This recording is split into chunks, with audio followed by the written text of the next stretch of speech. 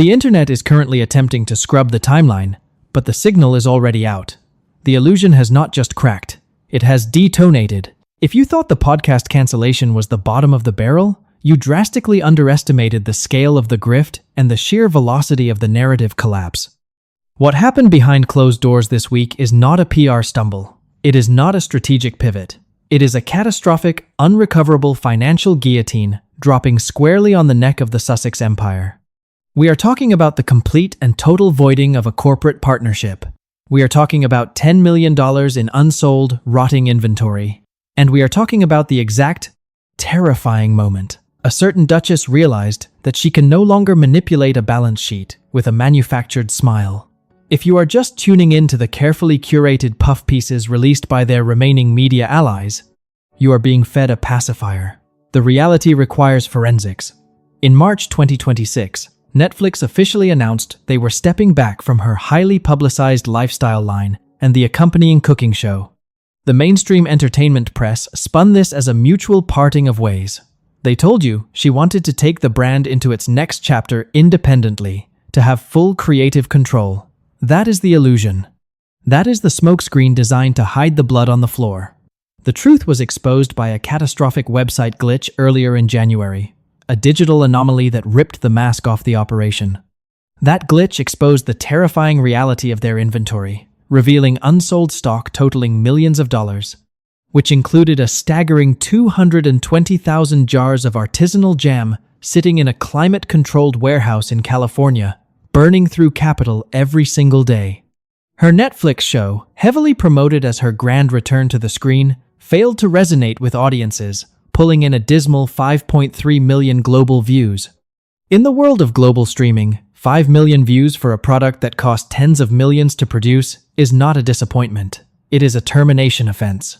The streaming giant did not simply step back. They deployed an audit. They looked at the numbers. They looked at the engagement. They looked at the fake bots propping up her social media metrics. And they severed the artery with surgical precision.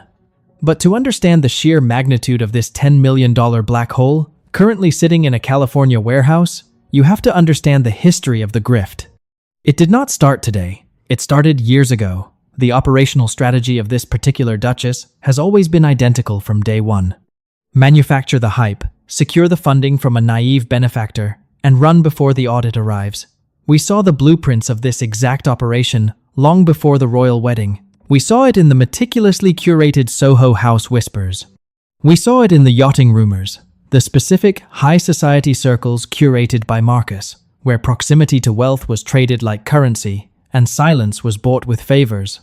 The strategy relies entirely on ambiguity. If you never define exactly what you do, no one can prove you are failing at it. This is the exact same playbook they used for the bullying investigations. When the staff in Kensington Palace began to break down under the weight of her alleged psychological warfare, she weaponized non-disclosure agreements. She relied on the palace's archaic instinct to protect the institution by burying the truth.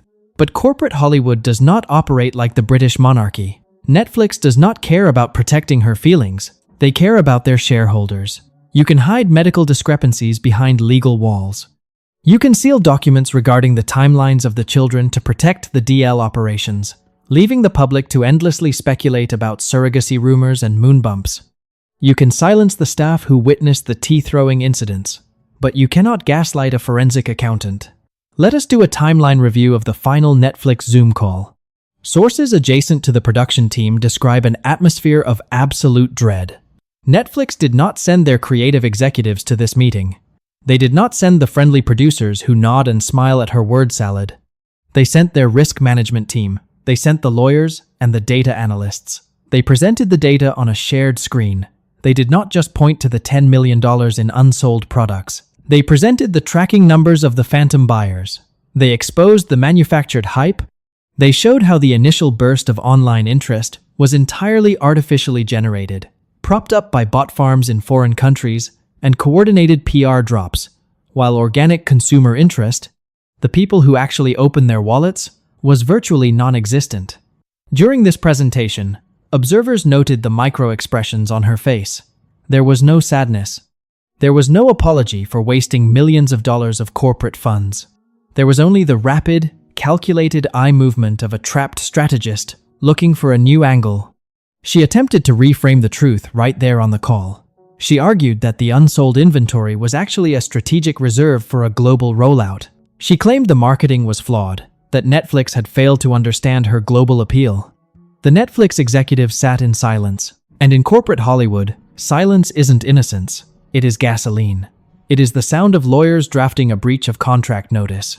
The deal was voided on the spot. The $10 million deficit for the rotting inventory was suddenly transferred entirely onto the shoulders of Archwell. Let us go inside the Montecito mansion. The date is the 8th of April 2026. The California sun is shining, but inside those walls, the temperature is absolute zero. Listen to the silence of the house. It is deafening. It is unnatural. There are no children laughing in the hallways. There are no toys scattered on the immaculate beige rugs. There is no warmth. Silence is treated as a character in this marriage, a suffocating presence that fills the spaces where love and partnership should be. Harry is pacing in his study. He is hollowed out. His eyes are sunken, darting toward his phone every time it buzzes, terrified it is another lawyer, another creditor, another reminder of his impending ruin. He is the ultimate victim of a recruitment operation, a man who burned down his ancestral home because he was promised $1 billion American empire, only to realize he is trapped in a highly mortgaged soundstage. He is paranoid. He knows the bills are due. He knows the private security costs alone are hemorrhaging their remaining funds. He looks like a hostage who has finally realized the ransom is never going to be paid. Down the hall, his wife is not crying.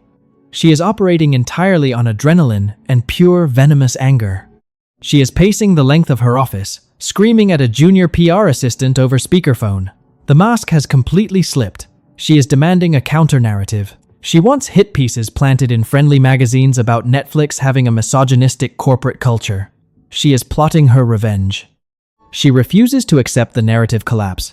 "We just need an investor," she snaps, her voice devoid of any human emotion. "We just need one wire transfer to clear the inventory, and we spin it as a sold-out success." She is frantic, searching through her Rolodex of billionaires, looking for one last mark to bail her out of the $10 million grave she dug for herself. Harry stops in the doorway. He looks at the woman he gave up everything for. "WHO is going to give us $10 million for jam. Meg?" he asks, his voice cracking. "It is over. They audited us." "The world knows." She turns to him. Her expression is perfectly smooth, completely detached from the panic currently devouring his mind. "It is never over," she whispers, her voice a surgical blade. "I always find a buyer." And for a brief, blinding moment, it seems she is right. This is where the story takes a turn that nobody, not even the most seasoned royal watchers, saw coming. 48 hours after the Netflix detonation, the impossible happens. A notification lights up the Archwell financial portal. A massive bulk purchase order has been executed. Every single unit of the unsold product in the warehouse, all 220,000 jars of jam, the linens, the entire failed lifestyle line, has been bought in one single, sweeping transaction. The $10 million has been wired into their accounts from a Delaware-based holding company named Horizon Ascendant LLC. The mansion erupts into a bizarre, frenetic joy. The suffocating silence is broken by the popping of a cork. She pours a glass of vintage wine. She is radiant. She is triumphant. She is a woman who has just cheated death. She looks at Harry and smiles that familiar shark-like grin. "I told you," she says, raising her glass. "We are untouchable. We just beat the biggest streaming platform on Earth. We are liquid again." Harry exhales. He collapses into a chair. The crushing weight on his chest lifts. They are saved. They can pay the security teams. They can keep the PR machine running for another 6 months. The illusion survives. The grift continues. It is a moment of pure, unadulterated happiness. They are celebrating their genius. But forensics do not care about happiness. Forensics only care about the paper trail. And the network always leaves a trail.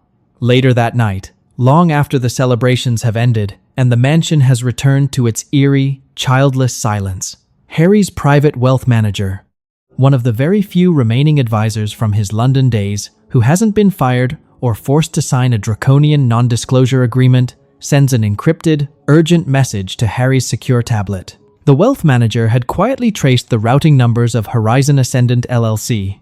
It was standard protocol, just to ensure the funds cleared the international anti-money laundering regulations. Harry opens the file in the dark of his study. The blue light of the screen illuminates his exhausted face.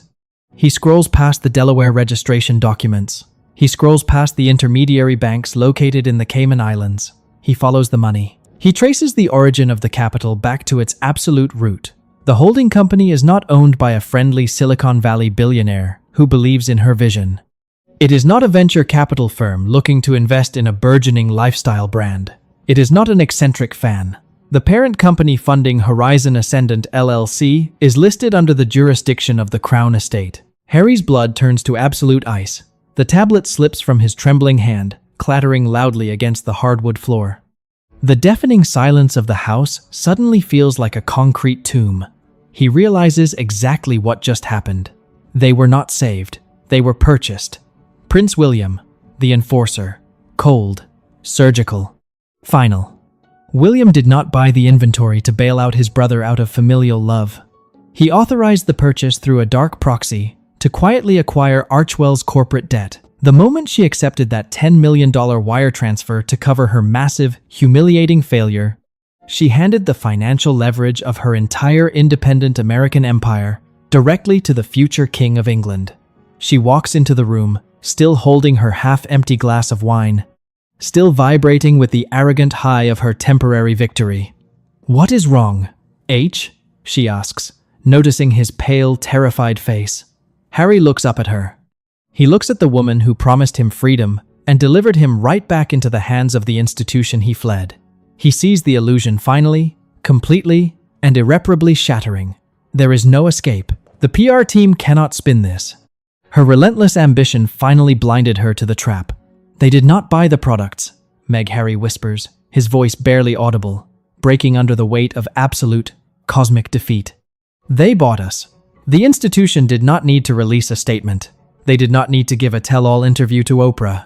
They did not need to complain or explain. They simply waited in the shadows.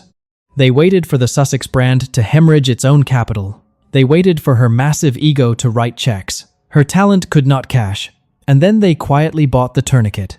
Prince William now holds the deed to their survival. He owns the debt. He owns the leverage. The curtain falls.